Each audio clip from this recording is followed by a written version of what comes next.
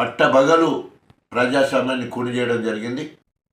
వ్యవసాయానికి అత్యవసరమైన యూరియా నీటి సరఫరా పక్కన పెట్టి కాంగ్రెస్ ప్రభుత్వం యాప్లు మ్యాప్ల పేరిట రైతులను ఇబ్బంది పెడుతుందని మాజీ మంత్రి హరీష్ రావు తీవ్ర విమర్శలు చేశారు.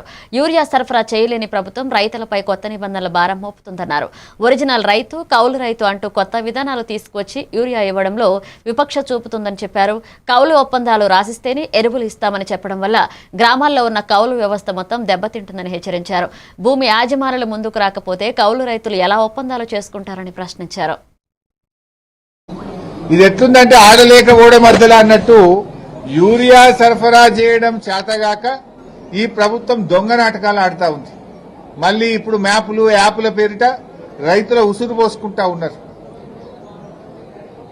ఇది ఒక అనాలోచితమైన చర్య, ఒక తుగ్లక్ చర్య.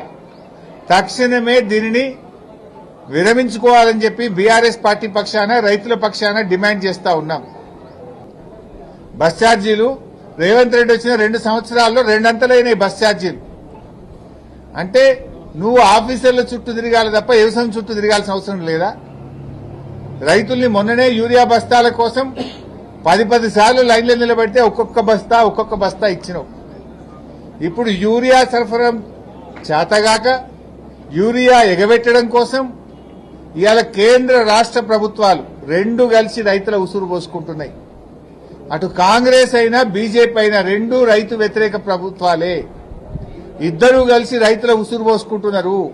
ఈ యాప్లు మ్యాప్ల పేరిట యూరియా సరఫరాను తగ్గించే ప్రయత్నం చేస్తున్నారు. పోయిన వానకాలంలోనే యూరియా దొరకక 2020 కొనుకొచ్చి 20 40 ఒక్కొక్కటి 900 బస్తా 1000 రూపాయలకు బస్తాలు తెచ్చేసుకునే